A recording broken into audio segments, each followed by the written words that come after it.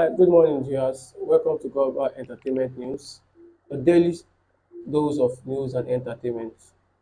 I'm your host, Steven, and joining me today in the studio are Bella, so long.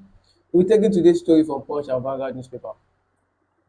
A top story from Punch: Why INEC votes counts can't be accurate, says Jonathan. Former President Goodluck Jonathan on Tuesday said the nation was not getting accurate vote count during the election due to the involvement of those he described as ghost voters. He also said it is better and more honourable for the chairman and other officials of the Independent National Electoral Commission to resign rather than yield to pressure of manipulate election. Jonathan made this assertion at the Y YIAGA African Reflection Conference on Democrat Election and West African held in Abuja. According to the ex-leader, the nation's electoral system will continue to grapple with a credibility crisis until there are men of integrity in INEC who will rather resign than succumb to pressure to read polls. Well, Jonathan is saying that I would say that he has already faced the consequences around his own election time and all that. And even up to now, election in Nigeria is still being, not just being rigged. The ghost war voters that he's talking about are much more than those that actually think that they are voting. Because you can actually tell me that in Ekiti State, how can they say that there's like 1 million votes there during that 2023?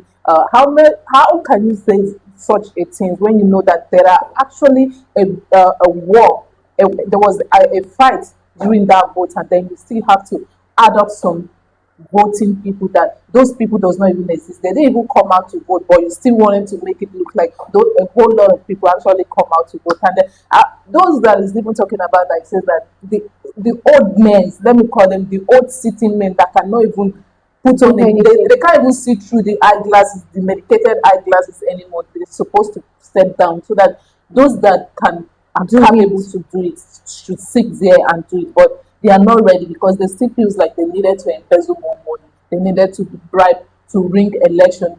Nobody in that leadership that actually means well for the youth, for Nigerians. They are only after their own interest.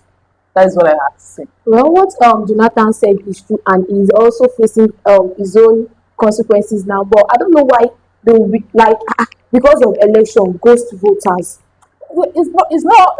I said they actually this kind of a thing that there's a separate ballot paper that is being given to people on that ground to actually thumb and vote in that kind of a system. That is why it feels like if Beaver was being approved in Nigeria, if Beaver is approved, I think that there is not going to be any such things that will come out of there's a ring election, because Beaver is not going to be, you should come and vote twice. That it's going to be on a scan where your fingerprint is going to be scanned. Well, INEC needs to just step up on their They are not. because They have just to resign. It's not stepping up. no. Even though they resign, those that are coming in, how sure are you that they won't do the same thing?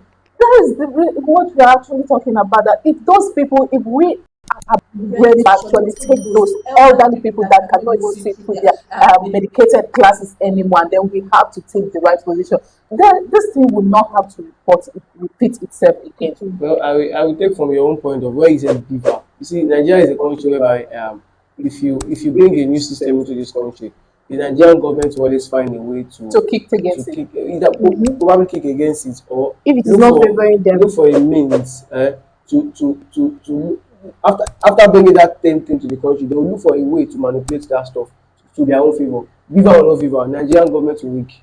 That's just the country. All right, moving forward to our next story we have for you from Punch today. Africa needs partnership, not loan, to tackle energy crisis. Lupoburi. The Minister of State and Petroleum Resources, Enike Lupobori, has stated that Africa does not need loan, but rather strategic partnership and investments to address energy poverty and drive economic growth on the continent. Lupobori made this statement on Tuesday in Abuja at the 8th edition of the Nigerian International Energy Summit, NIS 2025, themed Bridging continent, connecting investors worldwide to African energy potential.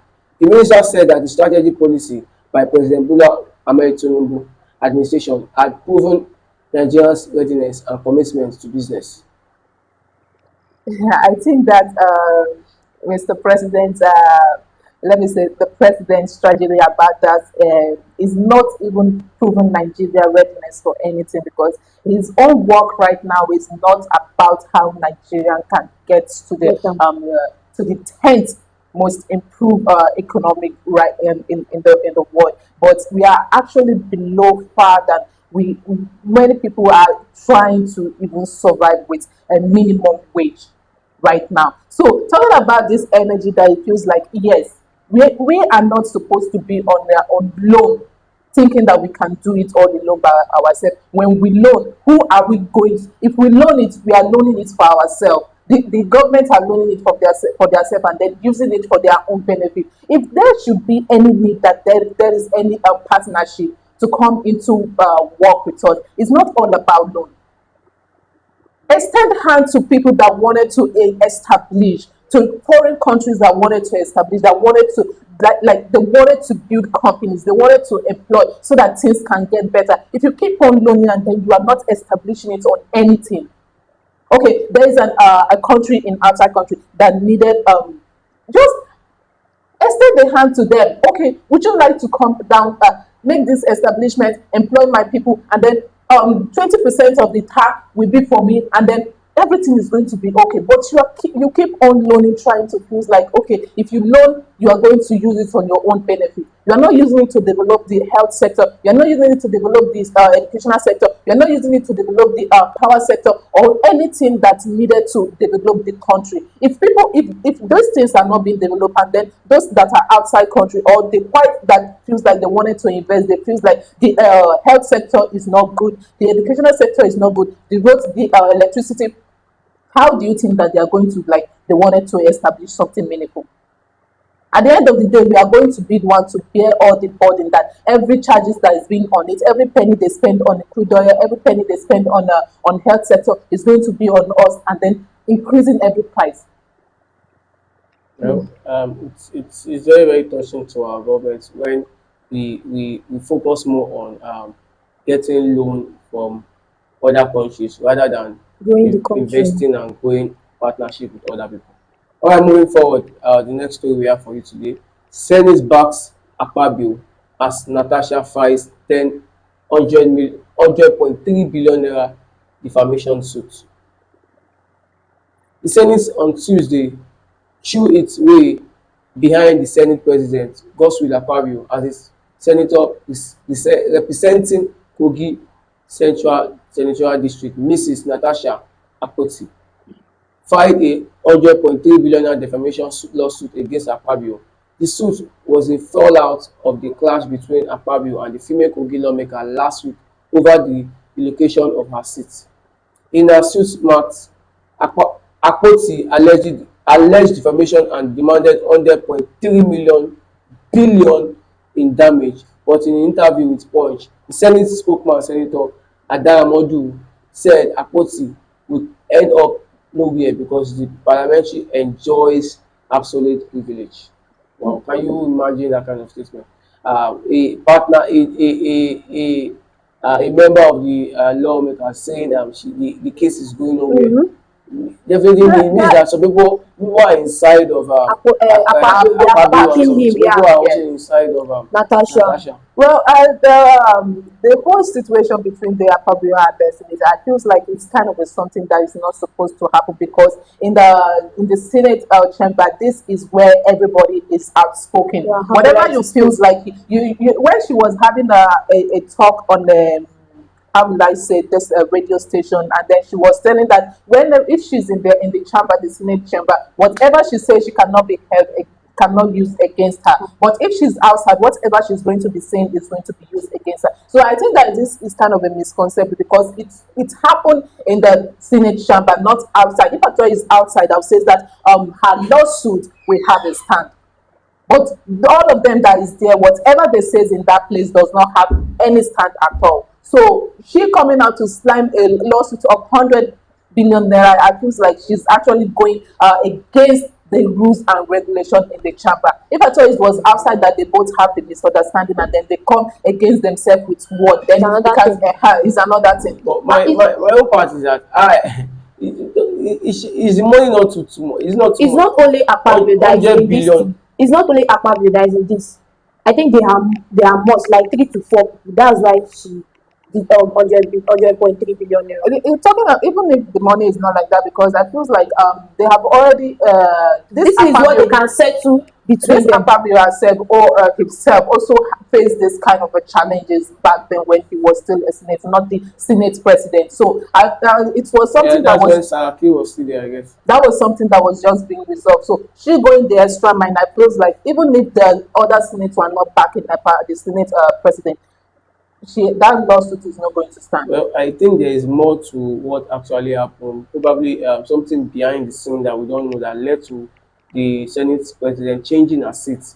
Well, 100 billion naira to them, I believe, is something they can afford. For her to file a lawsuit of 100 billion naira, not even 100 million naira, billion. These people get money, sha. Moving forward to the next story we have for you on Punch. Nigeria's World Bank debt may hit $9.2 billion as federal government eyes 6 loans.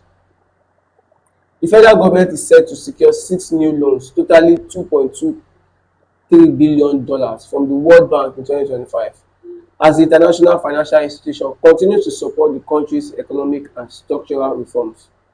Data from the World Bank official website indicates that this will bring Nigeria's total approved loan to $9.25 billion over the 3 years, reflecting a growing reliance and multilateral funding to support critical sectors of the economy, including infrastructure, healthcare, education and economic resilience.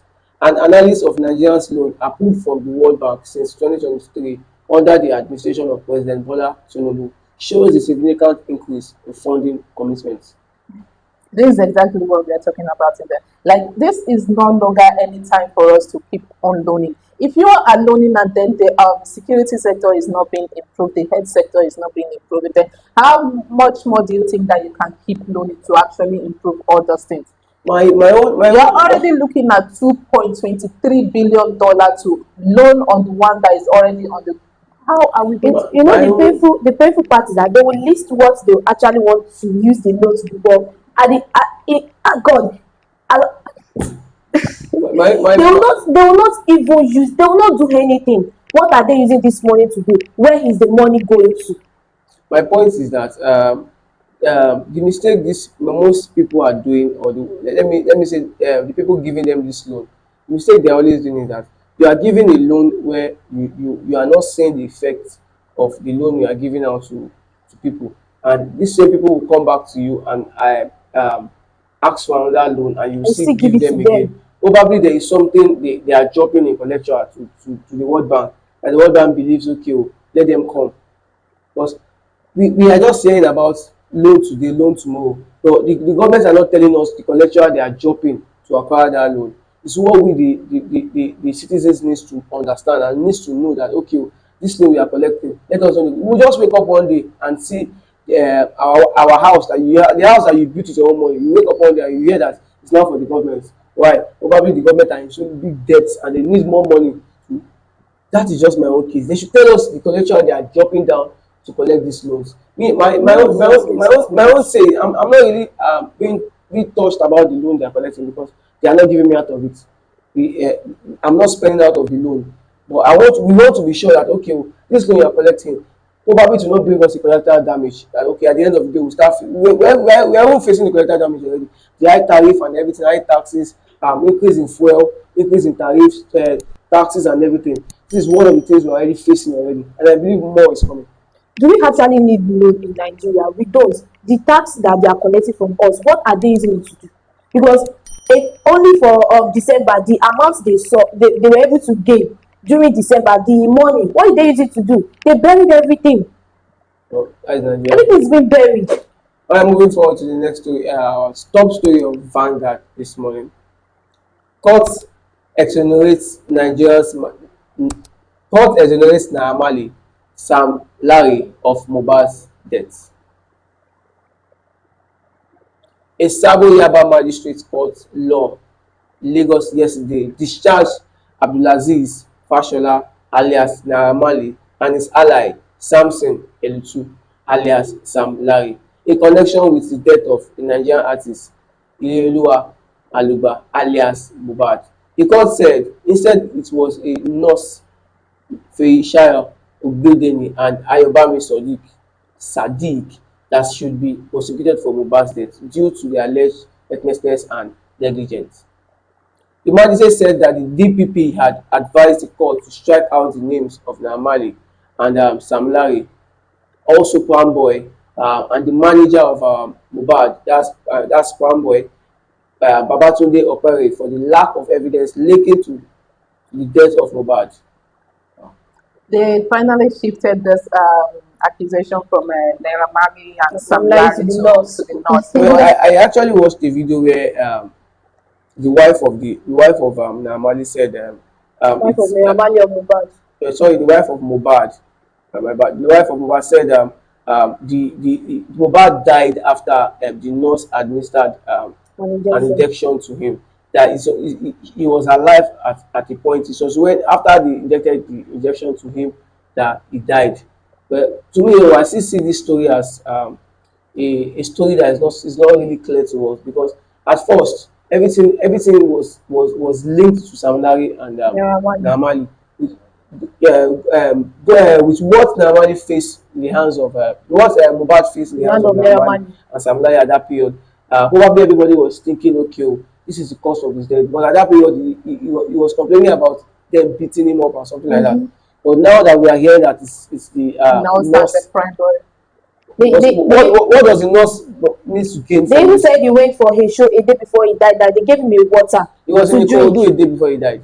They gave him water to drink. From there, everything just Well, we went wrong. don't actually know what is because a whole lot of Things are surrounding it. are surrounding his death. Even his wife and his The son mother, the is father, also the like brother, they are like pressuring the lady, doing this and that just to get some of the wealth of the boy and all that. Like, oh, their own is like, God, please deliver me from this kind of family. That is just it. me. I knew this is where the story is actually going because there is nothing to uncover. There is no justice here. Everything is just. So they should just allow this guy to rest. They should go and bury him, and they should allow himself because the autopsy they did, no information on the autopsy. They said they did autopsy, but there is nothing to show. All right, moving forward to our next story on Vanguard. Insecurity. How lack of surveillance tech aids criminal tech and terrorists. It was July 5th, 2022, a few hours after midnight, at a time where most residents of Kuje, one of the 6 satellite towns bordering Nigeria's administrative city centre Abuja, were sound asleep. The peaceful slumber was, however, shattered by a sound of heavy gunfire and explosions, which were later traced to the famous Kuje medium security judicial centers. The center has built a reputation for being host of white-collar suspects and convict felons. Wow. Yeah, it was actually the Kuje prison that was being prison break. Let me just put it as a prison break because some of those criminals that escaped were never caught back. Instead, you know, Nigerian police, the way they used to be, they rather go into the street and pick the innocent people and accuse like this They one, exchange them. They will exchange them instead of them to actually go after the real people that escape from the prison. They never do that. I feel like those people are actually part of those terrorists and criminals that is now rampant in Nigeria, and then there was no way out of it because those that were being arrested and then they escaped the prison will go back to whatever they were doing before they were being arrested. Because right now you can see the levels of the economy, the pain and hardship in Nigeria that is happening now. So if they have the chance to go back, why would they go back? Because the first time they escaped, they were never being caught. My own is that Nigeria, I don't know if Nigerians don't really fill their prisons with enough security guard because most of the prisons I've not seen any warden with a gun or something. I don't know where their security are always they are always staying, because now the way things are going in other countries, your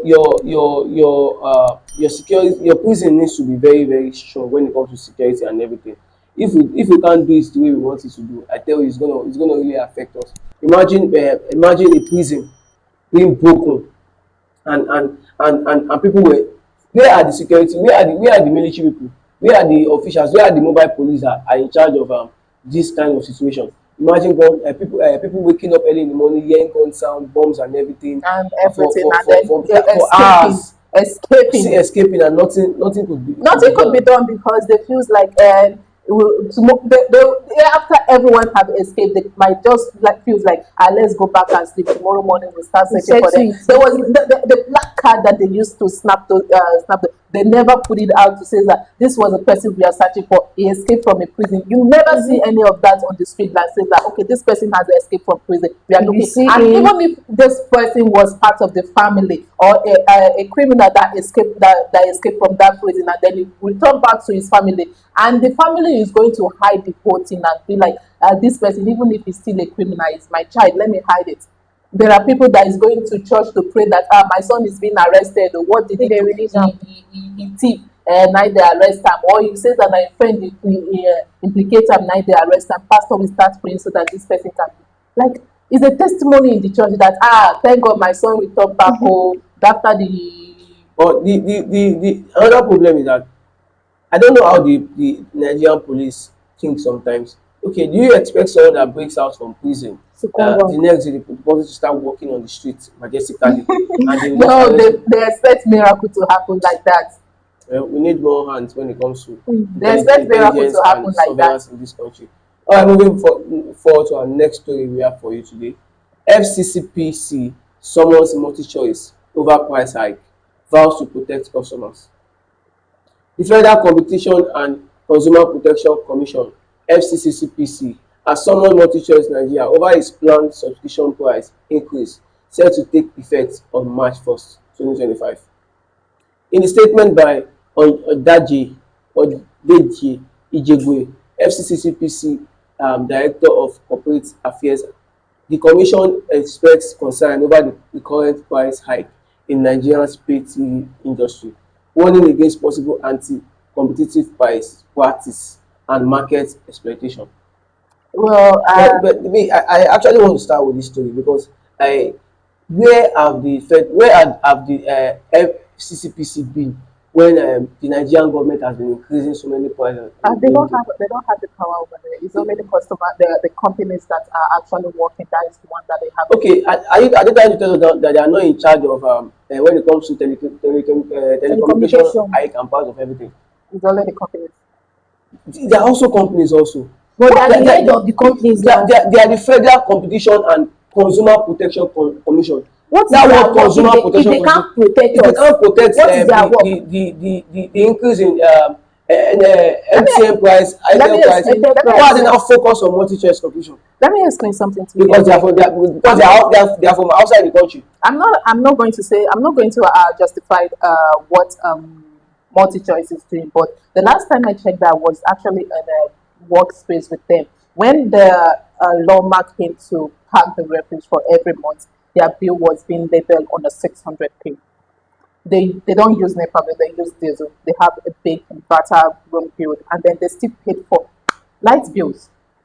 So we're talking about that the government has still taken all this money from them and other taxes from them. So if the tax is going to, I've said this before about the government reforming the tax, and then every other company that is going to be involved paying a heavy tax, we should be ready that every company that she knows that is going to be paying government tax without owing government, we are going to be suffering for it, because all they are going to be hiking their price as well, because they needed to meet up with the government. If they were going to be owing for a whole month without paying a tax, you know how much is going to be a double payment for that. So we need to look at our government as well and say that this is not the right time to actually started with the reform tax while we are still growing. Like, we are not even growing, we are cracking down. Okay, what you are saying now is that this federal the FCCPC, they are not in charge of when it comes to distribution of NEPA bill also. They are not in charge of distribution of tariff and calls and everything. I think, to me, the way I see it, with the way they tack their agencies, I believe they are in charge of anything the citizen consume, or what they face. I think they are in charge of everything. To me, I see this as a way of reflecting, because they know most of these companies use multi-choice. Like, They use that this thing very well. Multi-choice, that they are the ones in charge of DSTV. I think there are only two satellite dish that are very very rampant in the country. Go TV and DSTV. DSTV, Startime Star is not Time really too. it's not really rampant. It's not really viral that way. I believe they know what they are doing, because they believe that this thing is going to affect them too. So that's why they fight I'm against not this. saying the FCCPC is not supposed to say something about this, but I'm going to say that our government right now is the one that would feels like they needed to be considerate about all this whole thing, because there is more company that is still going to be hiking their price. If we are going to be looking at the Airtel, MTN, and now the multi-choice, there is more that is still going to be coming. So far, they are paying their tax to the government. Me, I feel the SSPC are scared of the federal government. That is why they can't To me, move why into can't they stand that up kind. and talk? I believe multi-choice will take this issue to court, because It's the Labour Congress that we have to be calling it to the government to at least adjust whatever they are pricing on. Okay, Shiri, because NLC said they are protesting March 1. Let's wait till March 1 and see what's going to happen. well, we expect more from the federal government and the FCPC. To me, I see this as a way to impose unnecessary Bills. Bills. to me, I see no, not even unnecessary bill. I think this is a way of to me, I see this as bullying. I see this happening. If the multi-choice decide, okay, they want to increase their subscription, I believe they know what they are facing to that effect for them to want to increase Increase their- their subscription. The federal government shouldn't look at it that way, or make them. I don't know why the FCCP are now coming out to make us feel that they are doing their work. They are in support of the masses. To me, I don't see that. I think they are being biased when it comes to that situation. All right, thank you for joining us today on the Breakfast Show. I have been your host, Steven. I hope you enjoyed today's program. Be sure to share and like, and don't forget to subscribe to all our social media platforms. Until next time, for now, we have to say bye. God bless.